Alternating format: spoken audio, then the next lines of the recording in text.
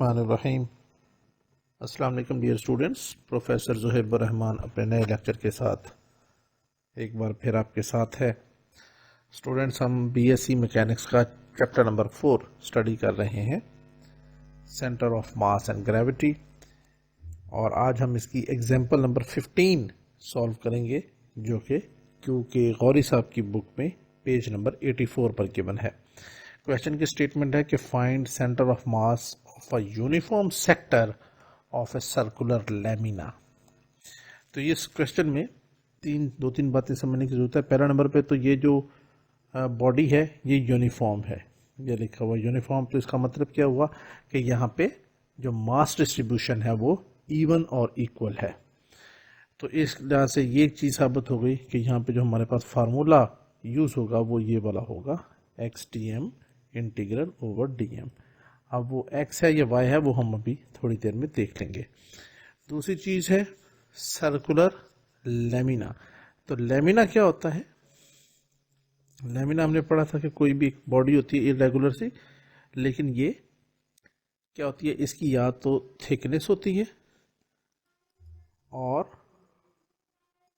और इसकी लंबाई होती है, लेंथ होती है। ठीक है जी। थिकनेस भी इसकी मामूली, जैसे थाली होती है, प्लेट, उसकी बात हो रही है। इस तरह की कोई बॉडी, ये तो है इरेगुलर।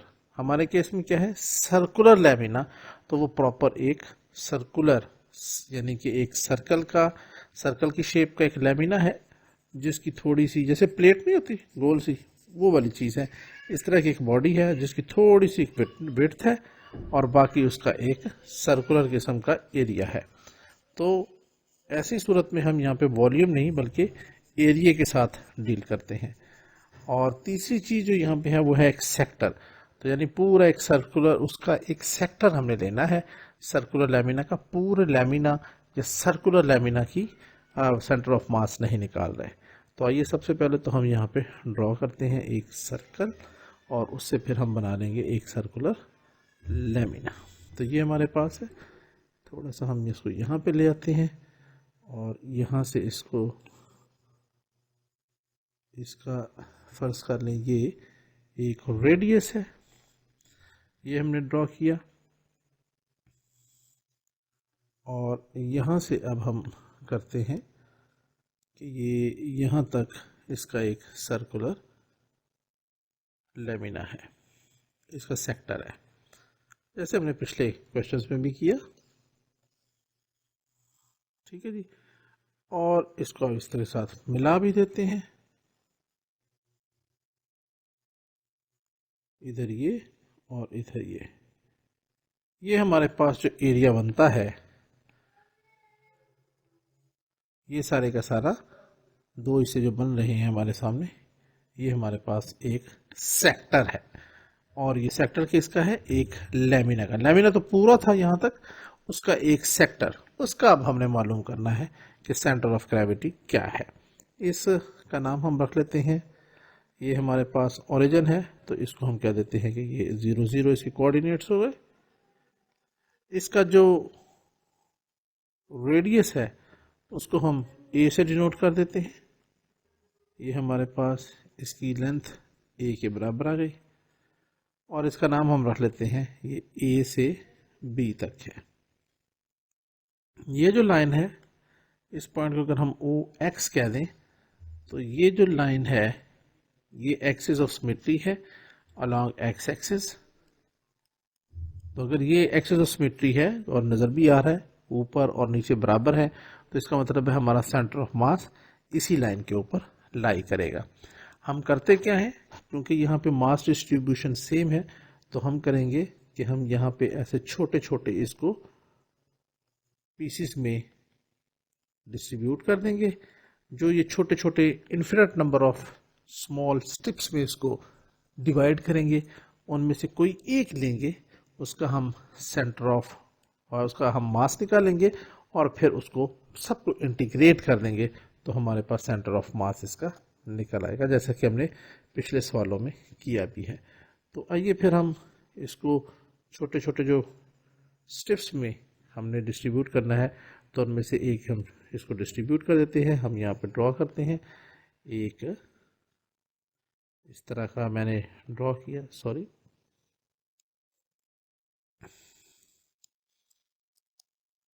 ये एक सर्कुलर बॉडी मैंने ड्रॉ की, वो इसलिए की ताकि मैं इसको यहाँ तक ले आऊँ और इसको मैं फिर कॉपी कर लेता हूँ ऐसे ऐसे, और फिर इसको मैं लेके आ गया यहाँ पे, और ये मेरे पास आ जाएगी एक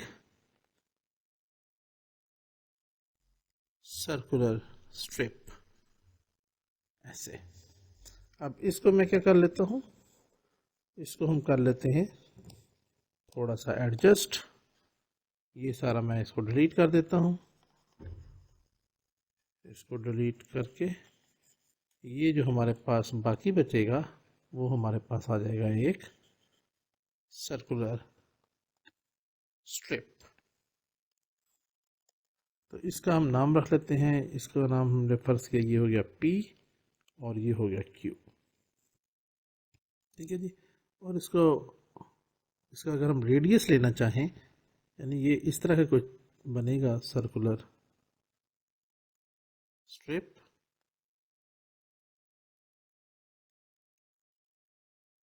ठीक है जी। तो इसका एक हमारे पास रेडियस पे आ जाएगा, वो हम यहाँ पे ड्रॉ कर लेते हैं,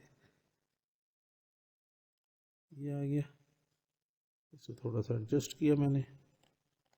तो इसको हम रख लेते हैं, ये x के बराबर है इसका रेडियस।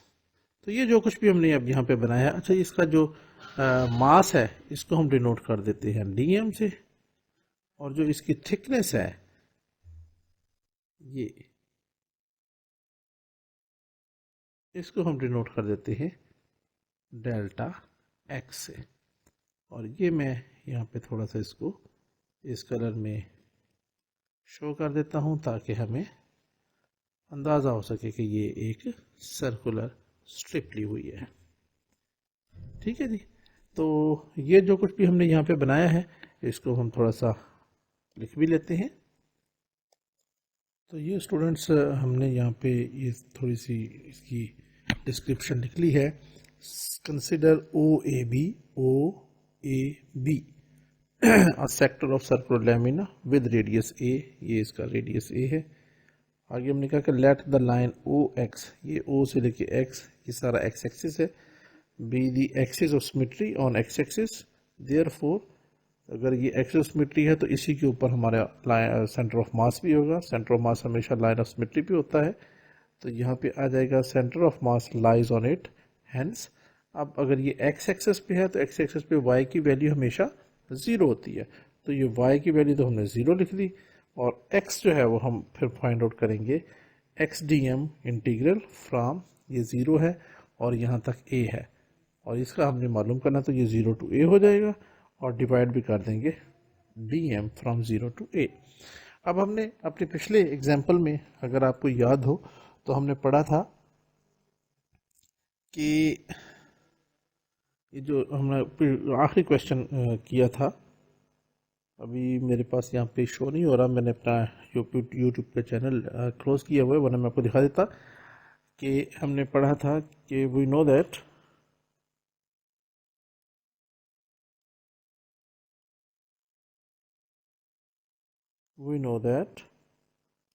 ऐसी सूरत में जब हमने पढ़ा था कि जो सेंटर ऑफ मास एक स्ट्रिप का कितने फासले पे होता है ओरिजिन से, वो हमने पिछले क्वेश्चन में प्रूव किया था। We know that centre of mass of a strip is at a distance of x sin alpha over alpha. So therefore, तो फिर ये वाली इक्वेशन हमारे पास क्या बन जाएगी, x bar is equal to 0 to a x sin alpha over alpha into dm, divided कर, इसको डिवाइड कर देंगे इसी से 0 टू a dm, और इस इक्वेशन को हम क्या देंगे, इक्वेशन नंबर 1। यहाँ पे हम dm की वैल्यू फाइंड आउट करेंगे और इसके अंदर पुट करके इसको इंटीग्रेट कर देंगे। अब ये dm को फाइंड आउट करने के लिए हमने इस सेक्टर को छोटे छोटे स्टेप्स में डिवाइड कर देते हैं। तो हम यहाँ पे लिखते हैं we divide the sector of lamina into, infinitely many numbers होते हैं लेकिन मैं यहाँ पे n लिख दिया करता हूँ, इनटू n, वो कुछ भी हो सकते हैं, n number of small strips.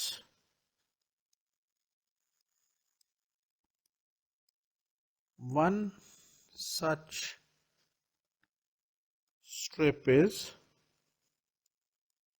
PQ।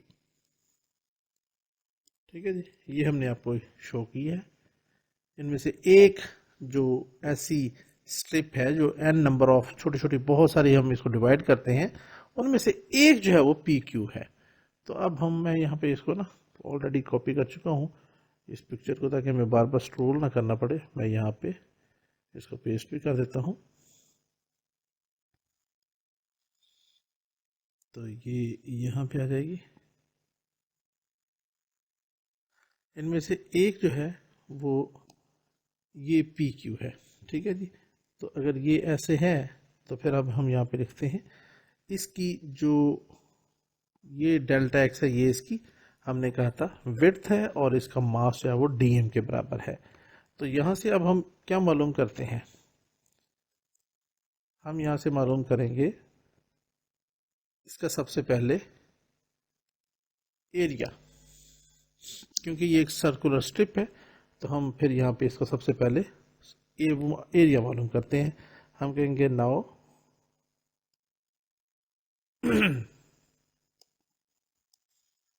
Area of PQ।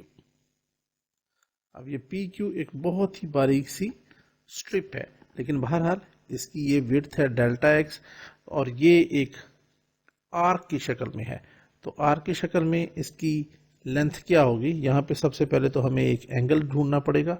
अगर ये एंगल अल्फा है तो नीचे तक पूरा एंगल 2 अल्फा हो जाएगा। तो हम इसको 2 अल्फा से डिनोट कर देते हैं।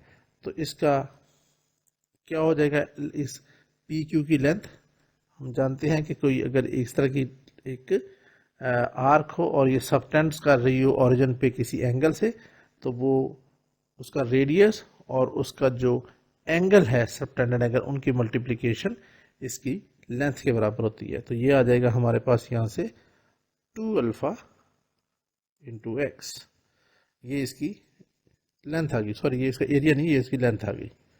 नाउ यहाँ पे आप देखिए length of PQ is equal to 2 alpha X, यानी ये वही मशहूर है हमारा फार्मूला है L is equal to R theta. ये FSC में हम पढ़ चुके हैं। यहाँ पे R हमारे पास इसका रेडियस x है और थीटा की जगह हमारे पास 2 अल्फा है। तो ये हमारे पास हो जाएगा 2 अल्फा इंटू एक्स। अब इसकी विड्थ जो है, थिकनेस, वो हमारे पास किसके बराबर है, वो है हमारे पास डेल्टा एक्स के बराबर। सो देयरफॉर अब यहाँ पे हम निकालते हैं इसका एरिया। एरिया ऑफ PQ इसके बराबर होगा लेंथ मल्टीप्लाई बाय थिकनेस। तो यहां से हमारे पास लेंथ क्या आ गई, ये 2 अल्फा एक्स इंटू थिकनेस क्या आ गई, डेल्टा एक्स। तो ये हमारे पास आ गया area of PQ, area of PQ। अब हम कहते हैं, हमने मालूम करना एक्चुअली सर DM मास। तो हम कहते हैं कि if rho is the density of the strip PQ, then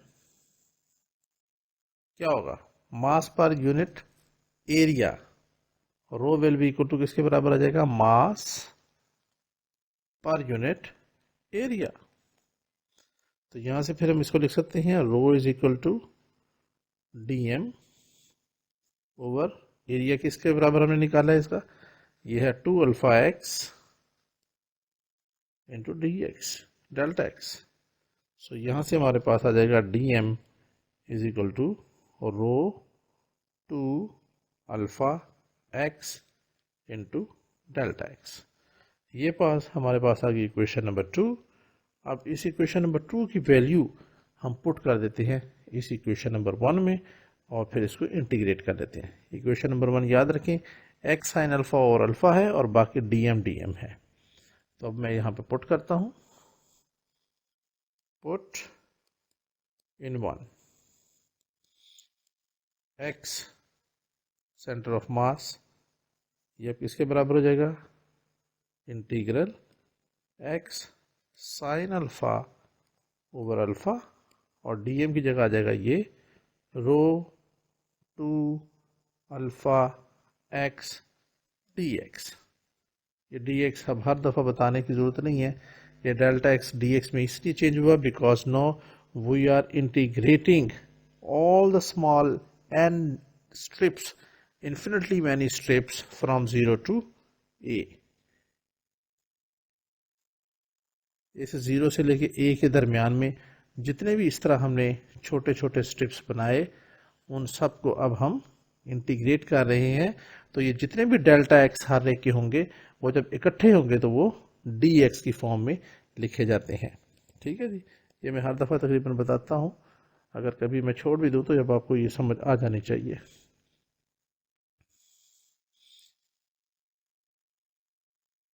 divided by DM, तो ये डीएम की वैल्यू आ गई rho 2 alpha x into d x, this is also from 0 to A.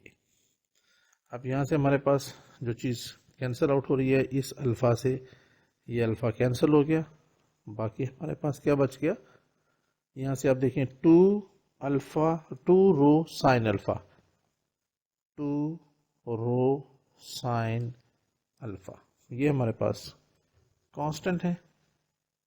Then integral,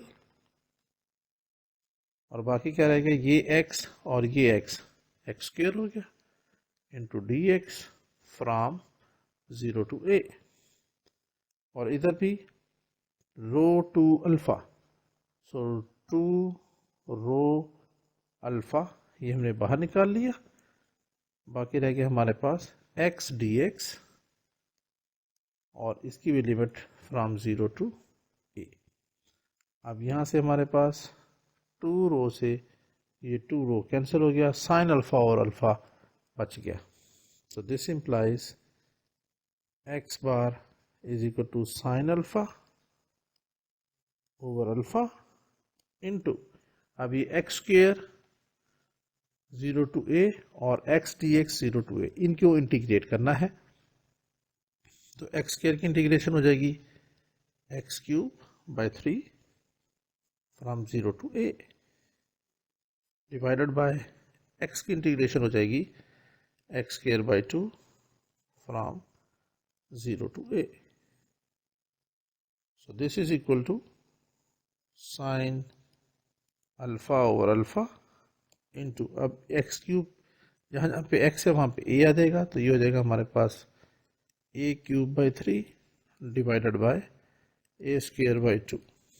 ठीक हो गया जी, ज़ीरो जो है पुट करेंगे तो ये सारा कुछ ज़ीरो हो जाएगा। सो यहाँ से हमारे पास फिर रिजल्ट आ गया x centre of mass is equal to sine alpha over alpha, इसको लिख सकते हैं a क्यूब बाई 3 और ये मल्टीप्लाई हो जाएगा 2 ओवर a स्क्वायर से, ये ऊपर चला जाएगा उलट जाएगा। अब यहाँ से ये a स्क्वायर है और ये a क्यूब है, तो वन टाइम ये कट जाएगा। सो देयरफॉर हमारे पास x सेंटर ऑफ मास क्या आ रहा है, साइन अल्फा ओवर अल्फा, यहाँ से a स्क्वायर और ये a क्यूब ये कैंसिल हो जाएगा, ऊपर सिर्फ a रह जाएगा, तो ये हो गया 2a और नीचे रह जाएगा 3। और डियर स्टूडेंट्स, ये हमारा फाइनल रिजल्ट है।